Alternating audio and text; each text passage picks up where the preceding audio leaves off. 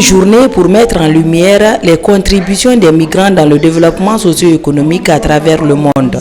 Ce 18 décembre, les États membres de l'ONU cherchent à dissiper les préjugés sur les migrants et faire des plaidoyers auprès des décideurs pour l'harmonisation des stratégies pour une meilleure coordination de la migration. Cette journée est dédiée spécialement aux migrants travailleurs en République de Guinée. Qu'est-ce qu'ils apportent à la communauté guinéenne?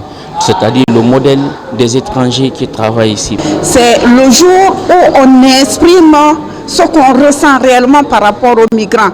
C'est ce jour qu'on dit à tout le monde que la migration, ça peut être à la portée de tout le monde. Le migrant doit être libre là où il se trouve. Malheureusement, le phénomène migratoire irrégulier prend de l'ampleur, les besoins humanitaires augmentent et le nombre de décès est de plus en plus élevé.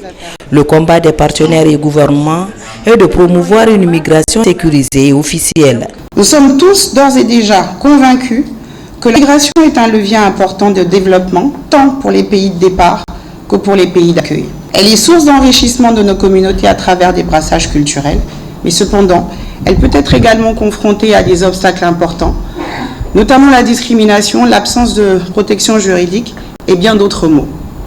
Il est donc de notre responsabilité collective de lutter contre ces injustices et de créer un environnement favorable à chacun.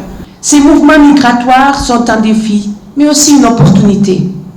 En tant qu'agence des Nations Unies chargée des migrations, l'OIM est fier de collaborer étroitement avec l'État guinéen à travers le cadre de coopération des Nations Unies pour le développement durable, afin de bâtir une gestion migratoire efficace et humaine. Cette journée des migrants est riche en activités dans notre pays grâce à la bonne collaboration entre le gouvernement et des partenaires comme l'Organisation internationale pour les migrations OIM, l'Agence du système des Nations Unies, l'Union européenne et le Programme des Nations Unies pour le développement PNUD.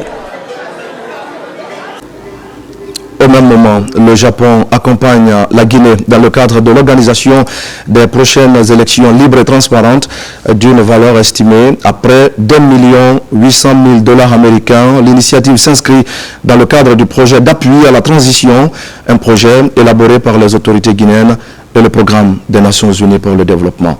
Amadou Touré, Abdul Razak Souma.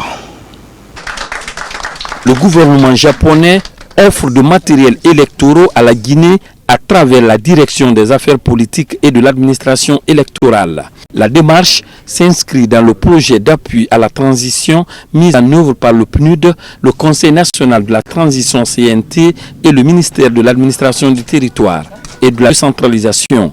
Le projet d'appui à la transition pour un retour à l'ordre constitutionnel est le fruit d'un partenariat réussi tripartite entre le gouvernement guinéen, le PNUD et l'ambassade du Japon. Il a démarré en mars 2024 pour une fin prévue en mars 2025. La valeur des matériels fournis dans ce cadre s'élève à plus d'1,8 million américains avec pour ambition d'appuyer le CNT, l'élaboration des lois découlant de la nouvelle constitution d'une part et de l'autre à apporter un soutien technique et logistique au ministère de l'administration du territoire et de la décentralisation. Toujours donc nous sommes à côté de la Guinée pour accompagner la Guinée pour un bon déroulement de transition, notamment donc en respectant le chronogramme. Dans ce projet-là, il y a beaucoup de choses à faire, non seulement l'aménagement des infrastructures des élections, mais aussi l'élaboration de lois, récurrent de nouvelle constitution.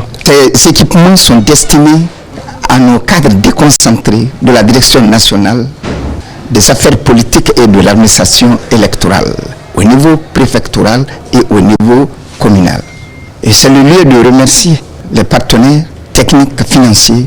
Le Japon a été l'un des premiers pays à honorer de son engagement. Alors qu'ils ont tenu, c'est le lieu de les remercier et d'inviter les autres à faire autant. Pour le diplomate nippon, cet accompagnement doit permettre de doter la Guinée des lois et institutions qui lui permettront de s'acheminer dans la transparence vers des élections qui reflèteront la volonté des Guinéens pour leur futur.